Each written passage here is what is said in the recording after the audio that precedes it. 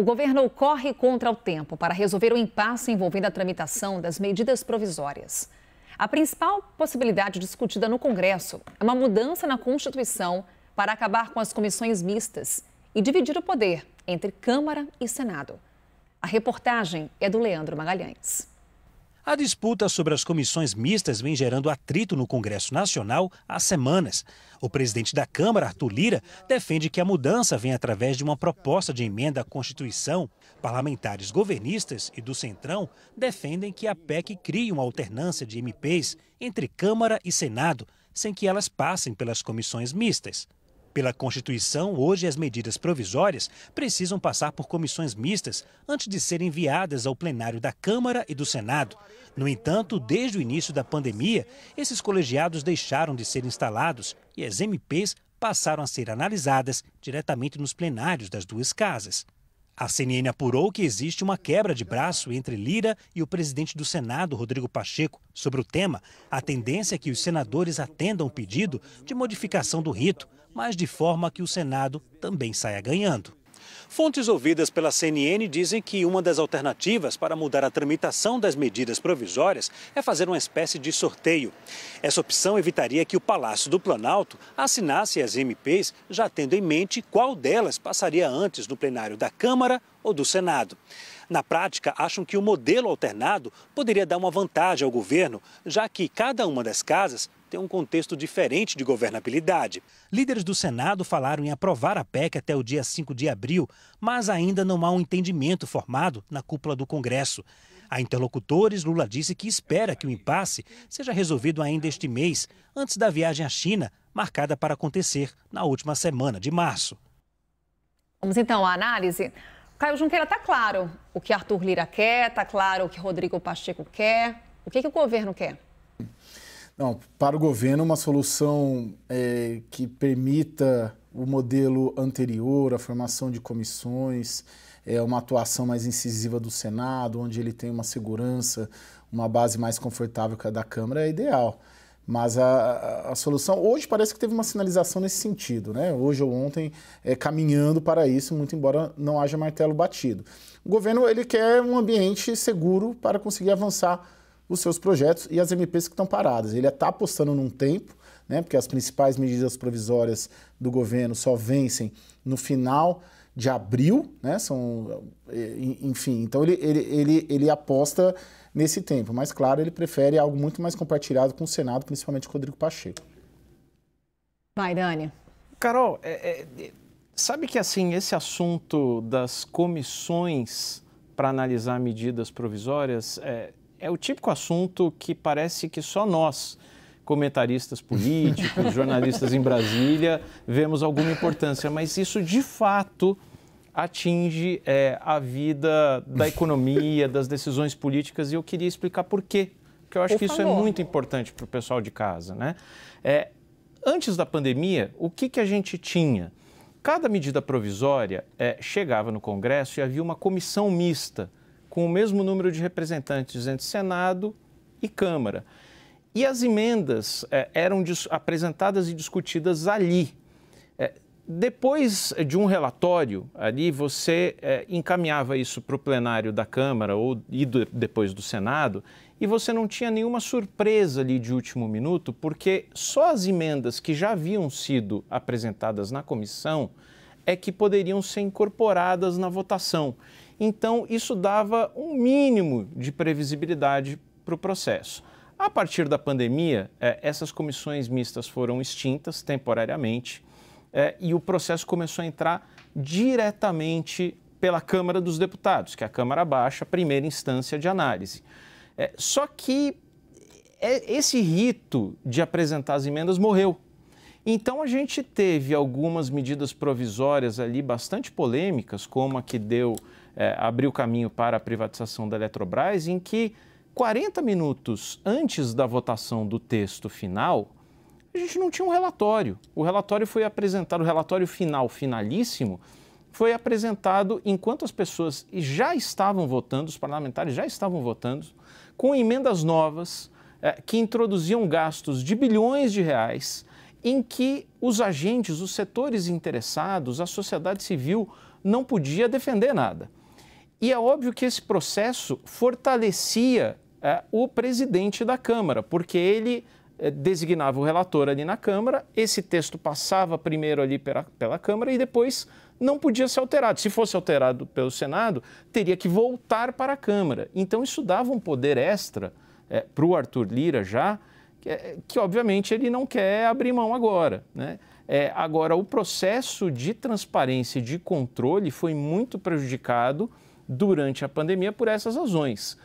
Finda a pandemia, é realmente de se questionar o motivo pelo qual a gente continuaria com esse processo.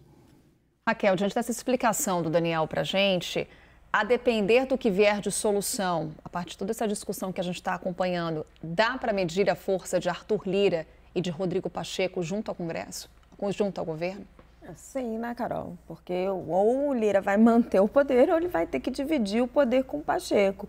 Agora, o que não dá é para ficar do jeito que está, né? Porque a gente tem um monte de medida provisória parada que não está sendo analisada. Daqui a pouco os prazos vão começar a expirar.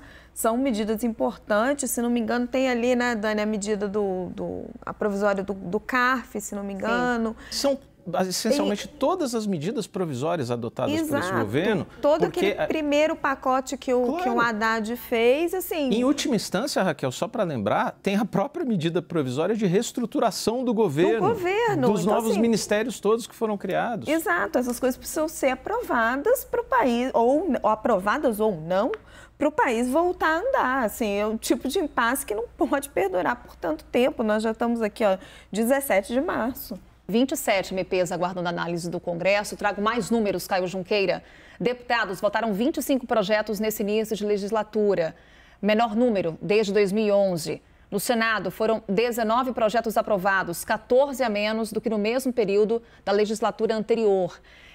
São números que retratam que essa queda de braço está ficando pesada para o governo? Bom, você tem uma dificuldade, é uma troca de governo com a herança da mesma base. É isso que o Lula fez. O Lula trocou de governo, o núcleo central da base aliada mudou, obviamente, né? Era um núcleo à direita e agora é um núcleo duro à esquerda, né? PT, PCdoB, PDT, e você tem o centrão que continua sendo base. E aí você precisa ter um ajuste. Esse ajuste demora, está demorando demais, né? Esse processo não é tão simples de fazer, de ser feito.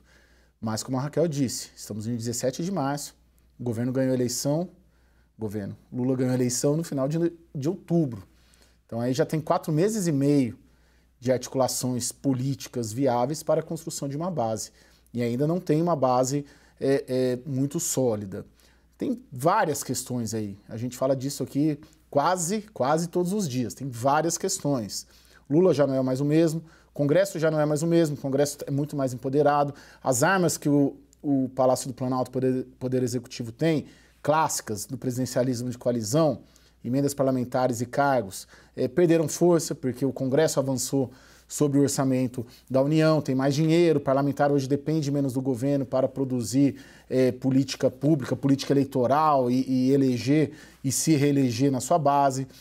Não há experimentados políticos, né? A turma que está com o Lula hoje não é aquela turma super experimentada, é uma segunda, quase terceira geração do PT no poder. Então tem uma série de fatores e você tem um centrão, você tem um Arthur Lira, é difícil, é um governo eleito sobre frente ampla, muito embora esse conceito de frente ampla vem cada vez mais se esvaziando, mas é muita gente para pouco espaço, é difícil, não é algo tão simples, mas sim, já poderia estar muito mais avançado esse processo do que está. Daniel, é possível estabelecer uma conexão com o assunto que a gente tratava agora há pouco? Em que medida a discussão em torno do arcabouço fiscal pressiona o debate sobre a mudança nesse rito de votação das MPs? Não sei, eu não consigo fazer uma correlação tão evidente, tão imediata, até porque o arcabouço fiscal viria como... Arthur Lira definindo o relator, né, do arcabouço fiscal, ao mesmo tempo em que Arthur Lira tem um desejo no avanço de uma mudança no rito de votação das medidas provisórias. É verdade que, de alguma forma, esses assuntos dialogam. Eu assim, não veria uma conexão tão evidente, mas é claro que há uma disputa ali por poder, né? Isso sem dúvida nenhuma, e o poder está tanto na definição do rito das medidas provisórias quanto na definição de relator para arcabouço fiscal e outros aspectos, por exemplo. Agora, o que eu acho importante é a questão da transparência e do controle. O processo de convencimento parlamentar, de defesa de interesses no Congresso, em última instância, daquilo que a gente chama lobby, e não há motivo nenhum para demonizar o lobby, não. O lobby muitas vezes é absolutamente justo e feito às claras, ao contrário do que se pensa. Só que é um processo muito custoso, é caro vir a Brasília, defender interesses, o poder econômico conta muito, é muita reunião, é muito processo ali de convencimento, debate, iniciativa no Congresso.